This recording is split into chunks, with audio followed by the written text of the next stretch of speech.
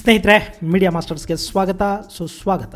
ಗೆಳೆಯರೆ, ಭಾರತದ ಆರ್ಥಿಕತೆ ಈ ಸಾಲಿನಲ್ಲಿ ಅತ್ಯಧಿಕ ವೇಗದಲ್ಲಿ ಮೇಲೇಳಲಿದೆ ಮತ್ತು ಕಳೆದ ಸಾಲಲ್ಲಿ ಕುಸಿದು ಹೋಗಿದ್ದ ಜಿಡಿಪಿಯ ಬೆಳವಣಿಗೆಯ ದರ 11.5% ಏರಿಕೆಯಾಗಲಿದೆ ಅಂತ IMFನ ಈ ಸಾಲಿನ ಪರಿಷ್ಕೃತ ವರದಿ ಹೇಳ್ತಾ ಇದೆ. ಕಳೆದ ಬಾರಿ ಅಕ್ಟೋಬರ್ನಲ್ಲಿ IMF ಭಾರತದ ಜಿಡಿಪಿ 2021ರಲ್ಲಿ 7.8% ಏರಿಕೆ ಆಗಬಹುದು ಅಂತ ಅಂದಾಜು ಮಾಡಿತ್ತು. ಈಗ ಜನವರಿಯಲ್ಲಿ ಬಿಡುಗಡೆ ಮಾಡಿರುವ ತನ್ನ ಅಪ್ಡೇಟೆಡ್ ವರದಿಯಲ್ಲಿ ಬೆಳವಣಿಗೆಯ ಪ್ರಮಾಣವನ್ನು 11.5% ಏರಿಸಿ ಅಂದಾಜು ಮಾಡಿದೆ. ಇದು IMFನ ವಿಶ್ವ ಆರ್ಥಿಕ ದೃಷ್ಟಿಕೋನದ ಕುರಿತಾದ ವರದಿ.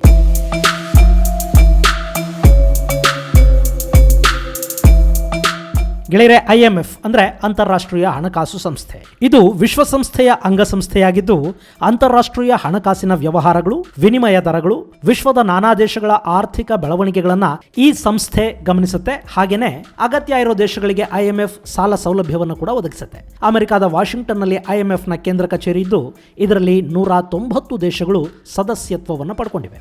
IMF 1944ರಲ್ಲಿ ಸ್ಥಾಪನೆಯಾಯಿತು ಮತ್ತು 1945ರ ಹೊತ್ತಿಗೆ 29 ದೇಶಗಳ ಸದಸ್ಯತ್ವದೊಂದಿಗೆ ಈ ಸಂಸ್ಥೆ ಅಸ್ತಿತ್ವಕ್ಕೆ ಬಂತು. ಇನ್ನು ಭಾರತ 1945ರಿಂದ IMFನ ಸದಸ್ಯ ರಾಷ್ಟ್ರವಾಗಿ ಗುರುತಿಸಿಕೊಂಡಿದೆ.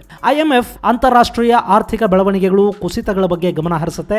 ವರ್ಷಕ್ಕೆ 2 ಬಾರಿ ವಿಶ್ವ ಆರ್ಥಿಕ ದೃಷ್ಟಿಕೋನಕ್ಕೆ ಸಂಬಂಧಿಸಿದ ವರದಿಯನ್ನು ಬಿಡುಗಡೆ ಮಾಡುತ್ತೆ ಮತ್ತು ಆ ವರದಿಗಳಿಗೆ ಸಂಬಂಧಿಸಿದ ಹಾಗೆ 2 ಬಾರಿ ತಿದ್ದುಪಡಿಗಳನ್ನ ಅಥವಾ ಅಪ್ಡೇಟೆಡ್ ವರದಿಗಳನ್ನು ಕೂಡ ಕೊಡುತ್ತೆ. ಇಂಥ IMF ಈ ವರ್ಷ ಭಾರತದ ಆರ್ಥಿಕತೆ ಮತ್ತೆ ಪುಟಿದೇಳುತ್ತೆ ಅನ್ನೋದನ್ನ ತನ್ನ ವರದಿಯಲ್ಲಿ ತಿಳಿಸಿದ್ದು 11.5% GDP ಹೆಚ್ಚಾಗತ್ತೆ ಅನ್ನೋದನ್ನ ತಿಳಿಸಿದೆ.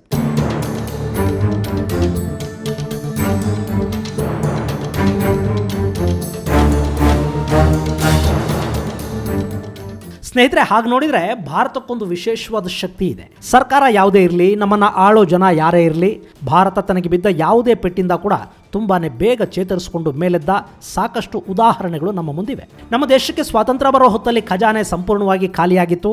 ಅದೇ ದಿನಗಳಲ್ಲೇ ನಾವು ಪಕ್ಕದ ಪಾಕಿಸ್ತಾನದ ಜೊತೆ ಹಾಗೂ ಚೀನಾ ಜೊತೆ ಪದೇ ಪದೇ ಕಾದಾಡಬೇಕಾಗಿ ಬಂತು. ಅಂಥ ಪರಿಸ್ಥಿತಿಯಲ್ಲೂ ಭಾರತ ಕುಸಿಲಿಲ್ಲ, ನಿಧಾನವಾಗಿ ಚೇತರಿಸಿಕೊಳ್ತಾ ಬಂತು. ಇನ್ನು 90ರ ದಶಕದಲ್ಲಿ ಈ ದೇಶದ ಆರ್ಥಿಕತೆ ಸಂಪೂರ್ಣವಾಗಿ ಹಳ್ಳ ಹಿಡಿದು ಟನ್ಗಟ್ಲೆ ಚಿನ್ನವನ್ನ ಅಡ ಇಟ್ಟು ಸಾಲ ತರಬೇಕಾದ ದಯನೀಯ ಪರಿಸ್ಥಿತಿ ಈ ದೇಶಕ್ಕೆ ಬಂದಿತ್ತು. ಅದು ಈ ದೇಶ ಅನುಭವಿಸಿದ ಅತ್ಯಂತ ಅವಮಾನಕರ ಪರಿಸ್ಥಿತಿ. ಆದರೂ ಅದಾದ ಕೆಲವೇ ದಿನಗಳಲ್ಲಿ ಭಾರತ ಮತ್ತೆ ಚೇತರಿಸಿಕೊಳ್ತು. ಇನ್ನು ಅಣ್ವಸ್ತ್ರ ಪರೀಕ್ಷೆ ನಡೆಸಿದ ಕಾರಣಕ್ಕೆ ಈ ದೇಶದ ಮೇಲೆ ಅಮೆರಿಕ ನಿರ್ಬಂಧವನ್ನು ಹೇರಿತು.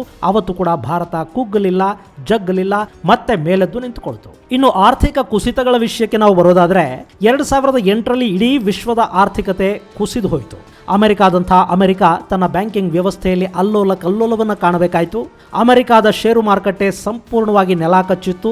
ಅವತ್ತು ಇಡೀ ವಿಶ್ವ ಆರ್ಥಿಕ ಸಂಕಷ್ಟಕ್ಕೆ ತುತ್ತಾದಾಗ ಅದರ ಬಿಸಿ ಭಾರತಕ್ಕೂ ತಟ್ಟಿತ್ತಾದರೂ ವಿಶ್ವದ ಬೇರೆ ಬೇರೆ ದೇಶಗಳಿಗೆ ಹೋಲಿಸಿದರೆ ಭಾರತ ಅನುಭವಿಸಿದ ನಷ್ಟ ತುಂಬಾನೇ ಕಡಿಮೆ. ಅವತ್ತು ಭಾರತ ಭದ್ರವಾಗಿ ಕಾಲೂರಿಕೊಂಡು ನಿಂತುಕೊಳ್ತು, ಬೇಗ ತನ್ನ ಆರ್ಥಿಕ ಪರಿಸ್ಥಿತಿಯನ್ನ ಸುಧಾರಿಸಿಕೊಳ್ಳೋ ಹಾಗೆ ನೋಡಿಕೊಳ್ತು. ಇನ್ನು ಮುಂಬೈ ಮೇಲೆ ಭಯೋತ್ಪಾದಕ ದಾಳಿ ನಡೆದ ಮೇಲೆ ಭಾರತದ ಆರ್ಥಿಕತೆಯ ಮೇಲೆ ಕೂಡ ಪರಿಣಾಮ ಉಂಟಾಯಿತು.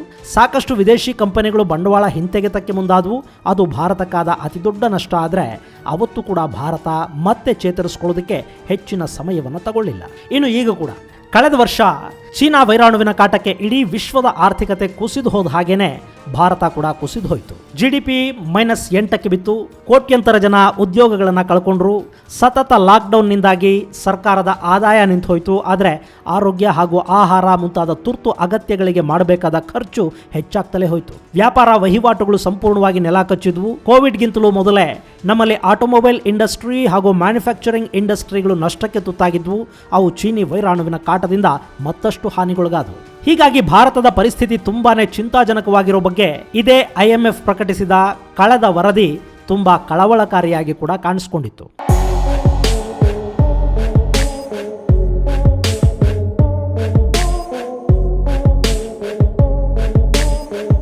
ಕಳೆದ ಬಾರಿ ಚೀನಾನ ಹೊರತುಪಡಿಸಿದರೆ ಎಲ್ಲ ದೇಶಗಳ ಆರ್ಥಿಕತೆಯು ಪಾತಾಳ ತಲುಪಿತ್ತು. ಅದರಲ್ಲಿ ಭಾರತ, ಇಟಲಿ ಅಂಥ ದೇಶಗಳು ಪಾತಾಳವನ್ನು ಕೂಡ ದಾಟಿ ಸ್ವಲ್ಪ ಕೆಳಗೆ ಹೋಗಿದ್ವು. ಆದರೆ ಭಾರತ ಅಷ್ಟೇ ವೇಗವಾಗಿ ಮತ್ತೆ ಚೇತರಿಸಿಕೊಳ್ಳತೊಡಗಿತು.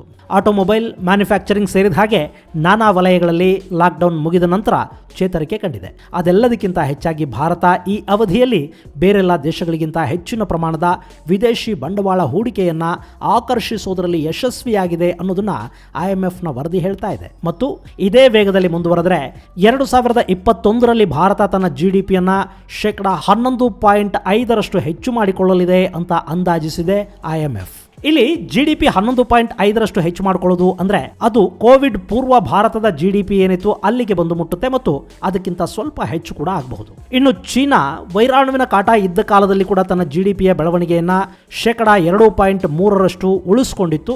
ಅದು ಈ ವರ್ಷ 8% ಏರಿಕೆಯನ್ನು ಮಾಡಿಕೊಳ್ಳಿದೆ. ಹಾಗೇನೆ 2022ರಲ್ಲಿ ಭಾರತದ GDP 6.8% ಏರಿಕೆ ಆದರೆ ಚೀನಾದ GDP 5.6% ಏರಿಕೆಯನ್ನು ದಾಖಲಿಸುತ್ತೆ ಅಂತ IMFನ ವರದಿ ಹೇಳ್ತಾ ಇದೆ. ಅಂದ್ರೆ ಈ ವರ್ಷ ಹಾಗೂ ಮುಂದಿನ ವರ್ಷ ಭಾರತದ GDP ಬೆಳವಣಿಗೆಯ ಪ್ರಮಾಣದಲ್ಲಿ ಚೀನಾನ ಹಿಂದಿಕ್ಕಲಿದೆ ಅನ್ನೋದು IMF ವರದಿಯ ಸಾರಾಂಶ.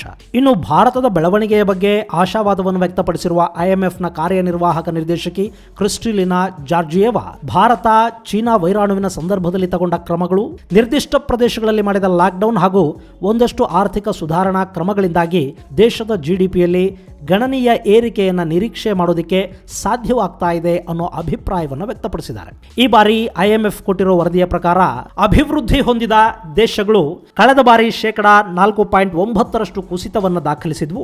ಅವು ಮುಂದಿನ ವರ್ಷ 4.3% ಏರಿಕೆಯನ್ನು ದಾಖಲಿಸ್ತಾ ಇವೆ. ಹಾಗೆಯೇ ಅಭಿವೃದ್ಧಿಶೀಲ ರಾಷ್ಟ್ರಗಳು ಒಟ್ಟು 2.4% ಕುಸಿತವನ್ನು ದಾಖಲಿಸಿದ್ವು. ಅವು 2021ರಲ್ಲಿ 6.3% ಏರಿಕೆಯನ್ನು ದಾಖಲಿಸಲಿವೆ. ಆ ಪೈಕಿ ಕಳೆದ ಸಾಲಿನಲ್ಲಿ 8% ಕುಸಿತವನ್ನು ಕಂಡಿದ್ದ ಭಾರತದ GDP 2021ರಲ್ಲಿ 11.5% ಏರಿಕೆಯನ್ನ ಕಾಣಲಿದೆ ಮತ್ತು ಅದಾದ ಮುಂದಿನ ವರ್ಷ ಅಂದ್ರೆ 2022ರಲ್ಲಿ 6.8% ಏರಿಕೆಯನ್ನ ಮತ್ತೆ ದಾಖಲಿಸಲಿದೆ. ಇದು IMF ಮಾಡಿರುವ ಅಂದಾಜು. ಆದರೆ ಈ ಏರಿಕೆಯ ಪ್ರಮಾಣ ಇನ್ನಷ್ಟು ಹೆಚ್ಚಾಗುವ ಅಥವಾ ಕಡಿಮೆಯಾಗುವ ಸಾಧ್ಯತೆಗಳನ್ನು ಕೂಡ ತಳ್ಳಿ ಹಾಕೋದಿಕ್ಕಾಗೋದಿಲ್ಲ.